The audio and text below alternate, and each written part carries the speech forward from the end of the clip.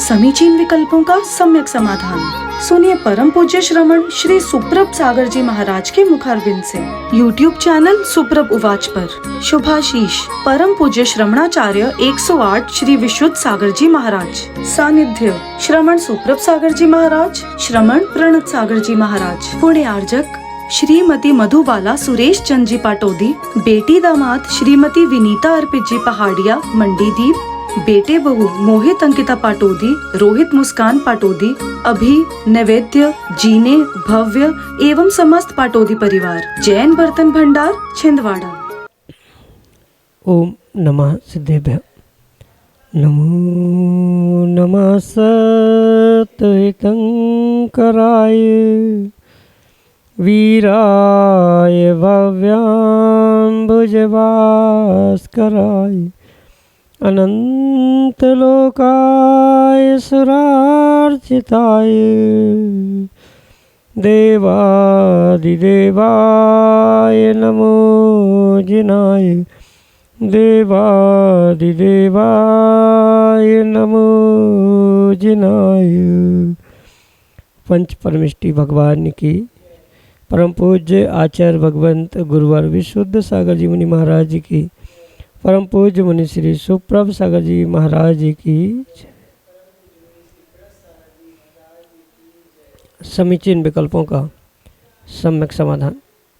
सम्यक ज्ञान की वह चिरपरिचित अलौकिक विधा जिसके माध्यम से हम सभी अपने उस अज्ञान रूपी अंधकार को दूर करते हुए अपने जीवन में सम्यक ज्ञान रूपी ज्योति को प्रकाशित करने का पुरुषार्थ करते हैं। क्योंकि ज्ञान जब तक अज्ञान रूप है वह संसार का ही कारण होता है, लेकिन जब वह ज्ञान सम्यक के साथ सम्यक ज्ञान को प्राप्त होता है तो वही ज्ञान हमारे अंतरंग के अंधकार को दूर करते हुए और हमारे जीवन का कल्याण का पथ प्रशस्त करा देता है।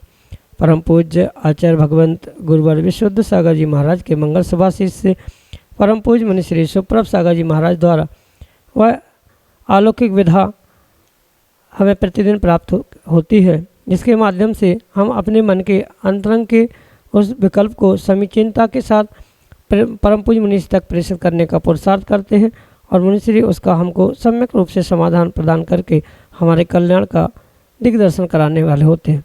ऐसे आत्म कल्याण की अनूठी विधा से आप भी जुड़ने का प्रयास करें और अपना समीचीन विकल्प भेजें। प्रारंभ करते हैं आज का सम्यक समाधान।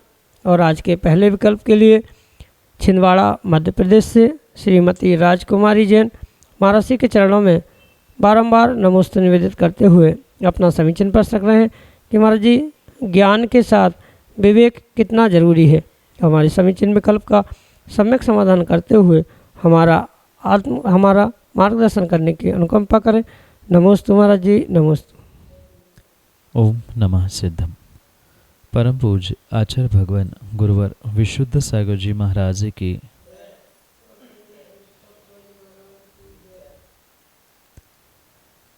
ज्ञान के साथ विवेक का होना परम आवश्यक है, और आवश्यक नहीं, मैं तो कहता हूँ परम अनिवार्यता उस विवेक की है।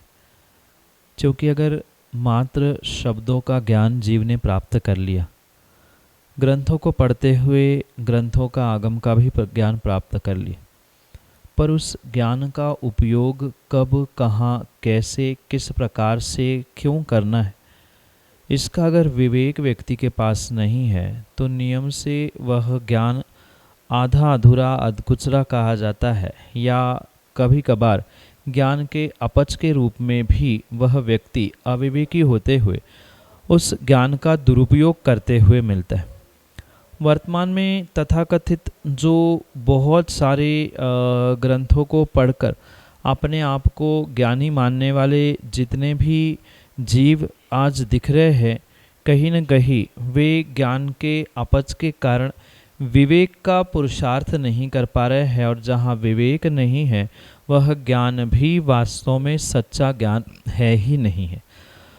जैसे आचार्य भगवंत कहते हैं कि विवेक पूर्वक क्रिया करने से या विवेक पूर्वक ज्ञान प्राप्त करने से ही वह सामान्य ज्ञान सम्यक ज्ञान होने की संभावना है।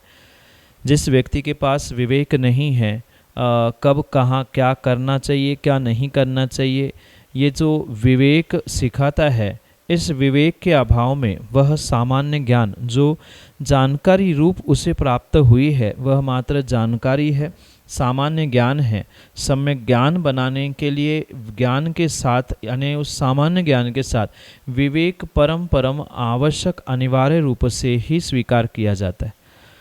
जो हेय उपादेय का निर्णय करता है, जो अच्छे बुरे का बोध कराता है, उसे ही आगम में आचार्य भगवंतों ने विवेक कहा है। जो भिन्न भिन्न करके समझाता है कि क्या अच्छा क्या बुरा, क्या हेय क्या उपादेय, क्या करना क्या नहीं करना, यह ज्ञान ही व्यक्ति को विवेक सिखाता है।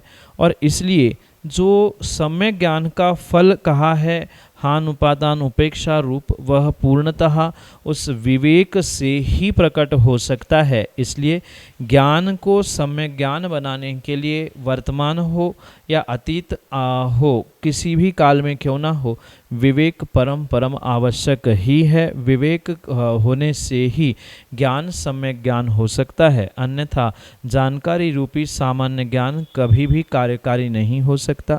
यही आपके लिए सम्यक समाधान।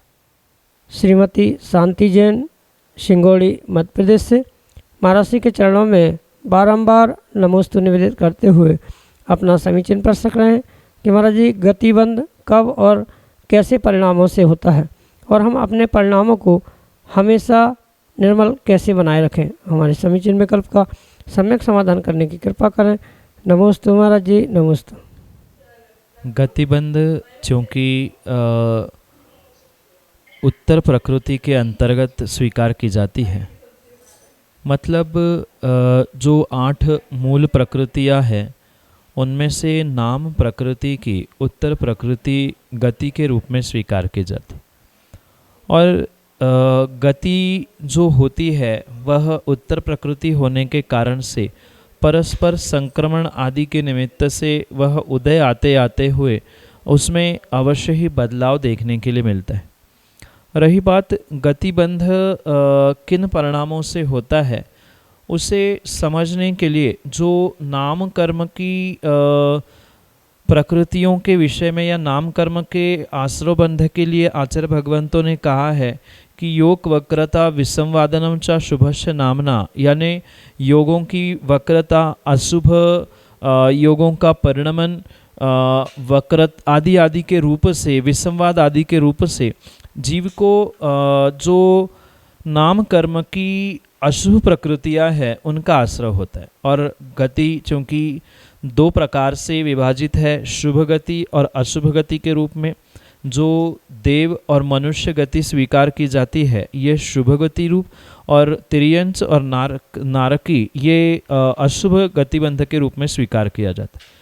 तो इस गतिबंध के लिए अगर हम परिणामों की बात करें तो अशुभ गति रूप यानी तिर्यंच और नारकी जैसे गति का बंध करने के लिए जीव को पूर्ण रूप से कहीं न कहीं परिणामों को वक्रता यानी योगों की वक्रता के रूप में जो स्वीकार किया जाता है, परस्पर में विसंवाद करना, लड़ाई झगड़े करना आदि के निमित्त से जीव इन गतियों को प्राप्त करता है, तिर्यंच गति और नरक गति को।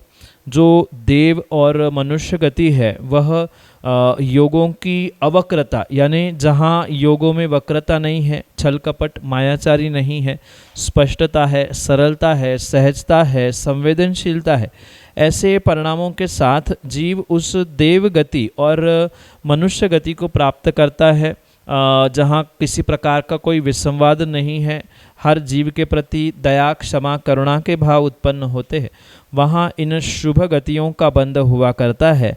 और जब इसमें वक्रता होती है, मतलब परस्पर में लड़ाई झगड़ा करना, विसंवाद करना, अपनी बातों को लेकर तू मैं होती रहना, साथ में योगों की वक्रता यानी छल कपट के परिणाम होना, किसी दूसरे को कुछ मन में कुछ होना, दिखावा कुछ और करना, ऐसे परिणामों से जीव उन दुर्गतियों को प्राप्त करता है जो कि अशुभ गति रूप, तिर्यंच और नरक गति रूप स्वीकार किए जाते हैं। और उन भावों को इनसे बचाने के लिए, मतलब शुभ गति को देने के लिए जो परिणाम निर्मलता के प्राप्त करने की आवश्यकता है, उन निर्मल परिणामों को प्राप्त करने के लिए जीव को कहीं न कहीं अपने स्वयं से भीतर से विवेक जागृत करते हुए इन कर्म बंधों की व्यवस्था को भी समझने की आवश्यकता है। अगर मैं परिणामों को निर्मल नहीं करूं, सरल सहज नहीं करूं, तो दुर्गतियों में मुझे ही भटकना पड़ेगा। ये निर्णय स्वयं के विवेक से, आगम पर ग्रंथों के अध्ययन स्वाध्याय आदि से करने की आवश्यकता है। और इसी प्रकार से जीव अपने परिणामों में निर्मलता ला सकता है। निमित्त कितने ही उपस्थित क्यों न हो, पर निमित्त निमित्त है। मैं अपने उपादान को संभालते हुए कर्मबंध से बचूं, ये निर्णय करते हुए जीव अगर परिणामों में निर्मलता, सरलता, सहजता लाने का प्रयास पुरुषार्थ करेगा, बुद्धिपूर्वक कर्मबंध से बचने का प्रयास करेगा, तो अवश्य ही वह अपने परिणामों में निर्मलता लाते हुए शुभ गति का बंध देव और मनुष्य गति रूप कर सकता है। यही आपके लिए सम्यक समाधान। श्रीमती साधना जैन, लखनऊ उत्तर प्रदेश से, महाराज जी के चरणों में बारंबार नमोस्तु निवेदित करते हुए अपना समीचीन प्रश्न रख रहे हैं कि महाराज जी, सम्यक दर्शन की प्राप्ति के बाद जीव का अर्धपुद्गल परावर्तन काल शेष रह जाता है, ऐसा कहा जाता है। तो क्या एक बार सम्यक दर्शन प्राप्त होने पर वह छूट भी सकता है क्या? हमारे समीचीन विकल्प का सम्यक समाधान करने की अनुकंपा करें। नमोस्तु महाराज जी, नमोस्तु। ये तो सत्य है कि जो जीव एक बार सम्यक दर्शन प्राप्त करता है, उसका संसार मात्र अर्धपुद्गल परावर्तन ही शेष रह जाता है। इसमें किसी प्रकार से कोई विकल्प करने की आवश्यकता नहीं। और यहाँ ये बात भी स्पष्ट समझे कि सम्यक दर्शन मात्र क्षायिक हो तो ही अर्धपुद्गल परावर्तन काल संसार का नहीं बचता, अपितु तीनों सम्यक दर्शन में से कोई भी सम्यक दर्शन जीव ने प्राप्त किया, मतलब चाहे वह औपशमिक सम्यक दर्शन हो, क्षयोक्षमिक सम्यक दर्शन हो या क्षायिक सम्यक दर्शन क्यों ना हो, जीव का संसार मात्र और मात्र अर्धपुद्गल परावर्तन ही शेष रहता है। और ऐसे इस मध्य काल में, मतलब उपशम या क्षयोक्षमिक सम्यक दर्शन चूँकि नियम से छूटता ही है, और एक बार या अनेक बार छूटने पर भी वह जो जीव कभी ना कभी सम्यक दर्शन प्राप्त कर चुका है, उसका उस समय से, यानी जिस समय उसने सम्यक दर्शन प्राप्त किया है उसी समय से उसका संसार अर्धपुद्गल परावर्तन ही शेष रहता है। किसी प्रकार से उसमें बदलाव नहीं हो सकता, क्योंकि सम्यक दर्शन तीनों में से कोई भी प्रकार का क्यों ना हो, उसकी महिमा ही इतनी अचिंत्य है कि वह क्षयोक्षमिक औपशमिक सम्यक दर्शन प्राप्त करके छूटने के बाद भी, पुनः मिथ्या दृष्टि होने के बावजूद भी, उसका जो संसार परिभ्रमण का काल है वह मात्र अर्धपुद्गल परावर्तन शेष रहता है। जब पुनः कभी वह उस अपने अर्धपुद्गल परावर्तन का अल्प काल शेष रहता है, सम्यक दर्शन को प्राप्त करते हुए, संसार का छेद करते हुए मुक्ति को प्राप्त कर सकता है। इसलिए एक बार क्या अनेकों बार सम्यक दर्शन छूटने की संभावना हो सकती है। अगर वह औपशमिक क्षयोक्षमिक सम्यक दर्शन के साथ उसने अपने अर्धपुद्गल परावर्तन काल की संसार की स्थिति बनाई है। यही आपके लिए सम्यक समाधान। श्रुत जैन, छिंदवाड़ा मध्य प्रदेश से, अगले समीचीन विकल्प के लिए। नमोस्तु महाराज जी, नमोस्तु महाराज जी, नमोस्तु महाराज जी। महाराज जी, मेरा प्रश्न ये है कि जब आहार चर्या में लोग शुद्धि बोलते हैं, मन शुद्धि, वचन शुद्धि, काय शुद्धि, क्या वो शुद्धि आहार सब बोलते बस है, क्या वो शुद्धि मन से भी, वचन से भी, काय से भी होती है? वो शुद्धि मन वचन काय से दिन भर कैसे रखे, कृपया इसका समाधान कीजिए। नमोस्तु महाराज जी। मन शुद्धि, वचन शुद्धि, काय शुद्धि, आहार जल शुद्ध है, ये वास्तव में मात्र कहने का विषय नहीं है, अपितु वह दान देते हुए, पूजन पाठ करते हुए, अन्य भी सभी क्रियाओं को करते हुए इन शुद्धियों का ध्यान रखना परम आवश्यक है। क्योंकि गृहस्थ संसार में और अपने गृहस्थिक कार्यों में उलझा होता है, ऐसी स्थिति में भले ही वह 24 घंटे इन शुद्धियों का परिपालन ना करे, पर कम से कम आहार देते समय, पूजन पाठ, धार्मिक अनुष्ठान करते समय भी अगर वह इन शुद्धियों का ध्यान रखे तो सही मायने में उसका दान देना, उसकी धार्मिक क्रियाएं, धार्मिक अनुष्ठान जीवन को सफल बनाने के लिए, मनुष्य पर्याय को धन्य करने के लिए निमित्त हो सकती है। पर अक्सर यही देखने के लिए मिलता है कि व्यक्ति मात्र आहारदान आदि के समय पे ही इन शुद्धियों को मुख से बोलता ज़रूर है, पर कई बार वहीं पर चौके पर मन की अशुद्धि होती है। वे ही देते, हमें देने नहीं मिलता है, हमारा चौका है, इनका चौका है, या अन्य बहुत सारी बातों को लेकर मन में अगर विकल्प आया है तो मन की शुद्धि नहीं है। कई सारे तो व्यक्ति वस्त्रों की, शरीर की शुद्धि के अभाव में भी दौड़ते भागते हुए, गाड़ी चप्पल आदि पहनते हुए, 16 कहके हुए मुनिराजों को आहार देते हैं।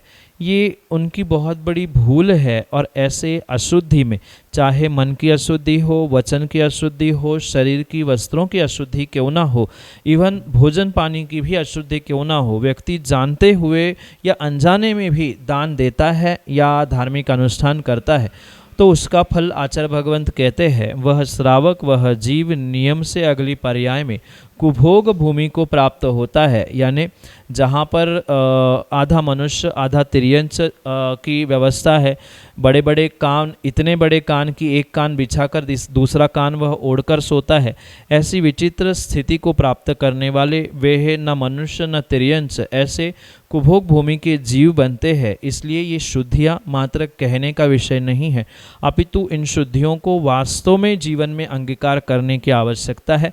और पुनः मैं यह बात दोहराना चाहता हूँ कि 24 घंटे भले ही आप शुद्धि में मन वचन काय की, शरीर की, वस्त्रों की रह नहीं पाए, पर कम से कम धार्मिक अनुष्ठान के समय में तो इन शुद्धियों को आपको प्राप्त करना आवश्यक नहीं, अनिवार्य है। जितना विवेकपूर्वक इन शुद्धियों का पालन किया जाएगा उतना ही आपको विशेष विशेष पुण्य इन क्रियाओं से प्राप्त होगा। अन्य समय में भी इन शुद्धियों को अगर प्राप्त करना है तो सबसे पहले मन की शुद्धि संकल्प विकल्पों से रहित होकर करने की आवश्यकता है, जिसके माध्यम से वचन की, शरीर की और सबकी ही शुद्धि होने की संभावना है। वर्तमान में जो पाश्चात्य संस्कृति के कारण से भोजन की शुद्धि, जल पानी की शुद्धि या वस्त्रों की, घर की शुद्धि जो मर्यादा रहित हो चुकी है, ये नियम से खान पान और खानदान दोनों को बिगाड़ते हुए व्यक्ति का व्यक्तिगत और पारिवारिक, सामाजिक, धार्मिक जीवन बिगाड़ने के लिए निमित्त बन रही है। जितना अभक्ष से दूर रहते हुए जैन कुलाचार का पालन करते हुए भोजन की, जल की, वस्त्रों की शुद्धि की जाएगी, उतना ही व्यक्ति अपने जीवन में सर्वोत्कृष्ट स्थान को प्राप्त होने की संभावना है। जैसे पूर्व काल में बाजार से आए हुए कपड़ों से भोजनशाला में, रसोई घर में, चौके आदि में प्रवेश नहीं होता था, आजकल जूते चप्पल पहनकर भोजनशालाओं में बैठा जाता है, डाइनिंग टेबल पे भी बैठा जाता है। बाहर भी कहीं खाने जाते हैं तो वहाँ भी जूते चप्पल और किन किन अशुद्ध व्यक्तियों से सबसे मिलते हुए उसी लैट्रिन बाथरूम के वस्त्रों के साथ भोजन करना। और शायद यही निमित्त है कि वर्तमान में जितनी शारीरिक मानसिक बीमारियां देखने के लिए मिल रही है, यही इसके पीछे का कारण है। कम से कम इतनी मर्यादा बनाते हुए भोजन पानी आदि स्थानों में या घर में भी सर्वत्र जूते चप्पल का घूमना ना हो, बाहर के वस्त्रों को कुछ मर्यादित स्थानों पर ही छोड़कर घर में मर्यादित वस्त्रों के साथ रहे, मंदिर आदि में भी मर्यादित शुद्ध वस्त्रों के साथ पहुँचे, तो नियम से जीवन में बहुत सारा बदलाव शारीरिक, मानसिक और पारिवारिक रूप से भी होने की संभावना है। यही आपके लिए सम्यक समाधान। बानपुर उत्तर प्रदेश से महावीर जैन मड़वैया अगले समीचीन विकल्प के साथ। नमोस्तु महाराज जी। महाराज जी, हमारा विकल्प यह है कि लोग हमें धर्म से दूर करने की कोशिश करते हैं कि मतलब महाराज जी के पास नहीं जाओ, यहाँ नहीं जाओ, वहाँ नहीं जाओ। तो महाराज जी, उन्हें किस कर्म का बंध होता है, उन्हें क्या फल मिलता है? नमोस्तु महाराज जी, मेरे समीचीन विकल्प का सम्यक समाधान करें। नमोस्तु महाराज जी। सांसारिक और घर परिवार के लोगों का मुख्य उद्देश्य यही होता है कि जैसे हम संसार में, घर परिवार में फंसे हैं, वैसे ही हर व्यक्ति फंसे, क्योंकि ऐसा बोध कथाओं में कथा आती है कि जिस व्यक्ति की स्वयं की नाक कट जाती है वह अपने आप को नकटा अकेला कहने की जगह सबके नाक काटते हुए दुनिया को नकटा दिखाने का, नकटा बनाने का प्रयास करता है। जबकि संसार में रहने वाले सभी गृहस्थों को पता है कि घर परिवार गृहस्थी में दुख है, परेशानी है, पर फिर भी जैसे मैं उस मार्ग पर चल रहा हूँ, घर का प्रत्येक सदस्य चले, संतान भी वैसे ही हमारी जैसा ही नकटा बनकर दुखी होता रहे, यही शायद उद्देश्य घर परिवार के लोगों का होता है। जिस कारण से जो धार्मिक अनुष्ठानों में जुड़े हैं, गुरु की सेवा आदि में तत्पर है, उनकी पैर खींचने की, उनको हिम्मत देने की जगह उनकी हिम्मत तोड़ने का प्रयास घर परिवार के लोग करते हैं। और इसमें सही मायने में देखा जाए तो घर परिवार के माता पिता और भाई बंधुओं को परेशानी कम होती है। जो अड़ोस पड़ोस के लोग और दूर दराज के रिश्तेदार होते हैं, उनकी आदत हमेशा ही उंगली करने की होती है, जो फ़ोन लगाकर माता पिता घर परिवार को भड़काते हैं। और उस कारण से पुनः उन धर्मात्मा जीवों को जो देवशास्त्र गुरु की सेवा में तत्पर है, उनको धर्म से विमुख करने का पुरुषार्थ वे परिवारजन करते हैं। ये तो निर्णय स्वयं विवेकवान जीव का होना चाहिए कि उसे कब कहाँ क्या कार्य करना चाहिए। पंचम काल में अगर गुरु की सेवा करने के लिए मिल रहा है, प्रभु की भक्ति करने के लिए मिल रहा है, तो इससे बड़ा मौका कभी किसी जीव को हो ही नहीं सकता। क्योंकि अपने घर में, अपने नगर में तो हर कोई जीव दान देकर, सेवा करके, वैयावृत्ति करते, भक्ति करके अपने आप को धर्मात्मा बनाने का पुरुषार्थ करता है। पर जंगल में पड़घान करके आहार देने वाले, गुरु की सेवा करने वाले राम लक्ष्मण विरले ही होते हैं। ये निर्णय तो विवेकवान पुरुषों को करना होगा कि हमें राम लक्ष्मण, राम सीता की श्रेणी में आना है कि रावण की श्रेणी में आते हुए लोगों के कनखजूरों के बातों में आकर अपना विवेक खोकर गुरु से, प्रभु से दूर होने का निर्णय करना है। ये पुनः पुनः ध्यान रखें। कुछ तो लोग कहेंगे, लोगों का काम है कहना, लोग कहते रहे, क्योंकि समाज और जो रिश्तेदार होते हैं वे तो दोनों तरफ से ढोलक बजाने वाले होते हैं। आप छोड़ के जाओगे तो भी कहेंगे देखो बीच में छोड़ के आए, और नहीं आएंगे तो भी कोसते रहेंगे देखो माँ बाप नहीं दिख रहे हैं और गुरु गुरु ही दिखते, धर्म धर्म ही दिखते हैं। ये तो व्यक्ति का स्वयं का विवेक होना चाहिए कि हमें कब कहाँ ज़रूरत पड़ने पर, आवश्यकता पड़ने पर किसको सहयोग करने से मेरे जीवन में क्या होने वाला है, घर गृहस्थी में क्या हो रहा है, कैसे वे नक्कटे दुखी है, ये सब देख ही रहे हैं। हमें क्या करना है ये स्वयं के विवेक से, गुरु आशीर्वाद और गुरु मार्गदर्शन से निर्णय करना होगा। यही आपके लिए सम्यक समाधान। समीचीन विकल्पों का सम्यक समाधान सुनिए परम पूज्य श्रमण श्री सुप्रभ सागर जी महाराज के मुखारबिंद से। YouTube चैनल सुप्रभ उवाच पर शुभाशीष परम पूज्य श्रमणाचार्य 108 श्री विशुद्ध सागर जी महाराज। सानिध्य श्रमण सुप्रभ सागर जी महाराज, श्रमण प्रणत सागर जी महाराज। पुण्य आर्जक श्रीमती मधुबाला सुरेश चंद जी पाटोदी, बेटी दामाद श्रीमती विनीता अर्पित जी पहाड़िया मंडीदीप, बेटे बहू मोहित अंकिता पाटोदी, रोहित मुस्कान पाटोदी, अभी नैवेद्य, जीने, भव्य एवं समस्त पाटोदी परिवार, जैन बर्तन भंडार छिंदवाड़ा।